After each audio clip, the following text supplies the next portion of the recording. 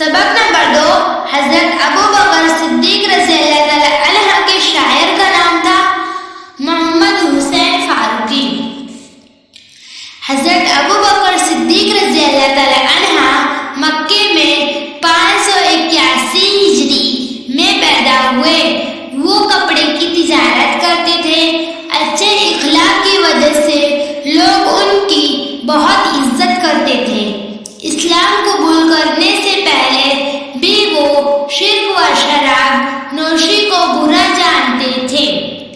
जब हजरत मोहम्मद सल्लल्लाहु ताला अलैहि वसल्लम ने उनके सामने इस्लाम की दावत पेश की तो उन्होंने उसे फौरन कबूल कर लिया। इसके बाद वो तन मन धन से दीन इस्लाम को फैलाने लगे। इस जमाने में अरब में गुलामी का रिवाज था। बहुत से गुलाम इस्लाम में दाखिल हो गए थे, इसलिए इन्हें अपने मुल्कों के जालिम का सामना करना पड़ता था।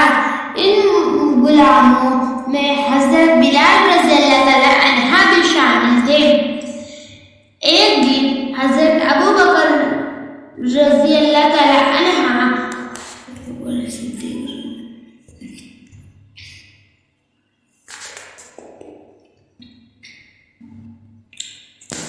उर्दू भारती 5वीं जमात। सबक नंबर 2, हजरत अबू बकर सिद्दीक रज़ी अल्लाह ताला अन्हा। सबक नंबर 2, हजरत अबू बकर सिद्दीक रज़ी अल्लाह ताला अन्हा के शायर हैं मोहम्मद हुसैन फारूकी। हजरत अबू बकर सिद्दीक रज़ी अल्लाह ताला अन्हा मक्के में 581 हिजरी में पैदा हुए। वो कपड़े की तिजारत करते थे। अच्छे इखलाक की वजह से लोग उनकी बहुत इज्जत करते थे। इस्लाम कबूल करने से पहले वो शिर्क व शराब नोशी को बुरा जानते थे। जब हजरत मोहम्मद सल्लल्लाहु ताला अलैहि वसल्लम ने उनके सामने इस्लाम की दावत पेश की तो उन्होंने उसे फौरन कबूल कर लिया। इसके बाद वो तन मन धन से दीन इस्लाम को फैलाने लगे। इस जमाने में अरब की गुलामी का रिवाज था। बहुत से गुलाम इस्लाम में दाखिल हो गए थे, इसलिए इन्हें अपने मुल्कों के जालिम का सामना करना पड़ता था। उन गुलामों में हजरत बिलाल रज़ी अल्लाह ताला अन्हा भी शामिल थे। एक दिन हजरत अबू बकर सिद्दीक रज़ी अल्लाह ताला अन्हा दोपहर के वक्त रास्ते से गुजर रहे थे। उन्होंने देखा कि हजरत बिलाल रज़ी अल्लाह ताला अन्हा के आका ने उन्हें तपती रेत पर लेटा दिया है और उनके सीने पर बड़ा सा पट्टा रख कर धमकी दे रहा है कि इस्लाम छोड़ दे वरना तुझे तड़प तड़प कर मार डालूंगा। वो रोजाना हजरत बिलाल रज़ी अल्लाह ताला अन्हा को इसी तरह तकलीफ देता था। हजरत अबू बकर सिद्दीक रज़ी अल्लाह ताला अन्हा इस दर्दनाक मंजिल की ताब ना ला सके।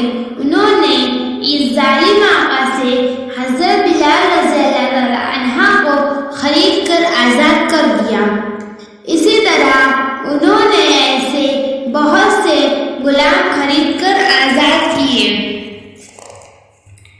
मक्के में खुद हजरत मोहम्मद सल्लल्लाहु ताला अलैहि वसल्लम और आपके जानिसार को बहुत सताया जाता था।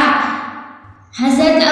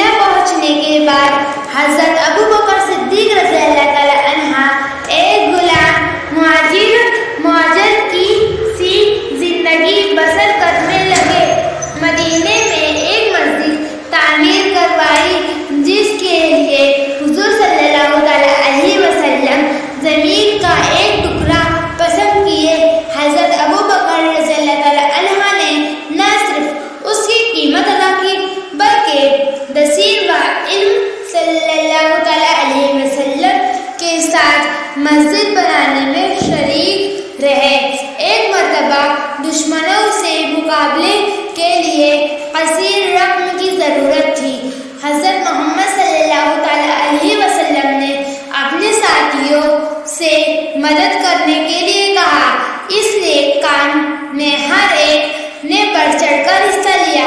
حضرت ابو بکر صدیق رضی اللہ تعالی عنہ اپنے گھر کا سارا مال و ساب اٹھا لائے اور حضور کے خدموں میں ڈال دیا۔ آپ صلی اللہ تعالی علیہ وسلم نے پوچھا، ابو بکر تم نے اپنے گھر والوں کے لیے کیا چھوڑا؟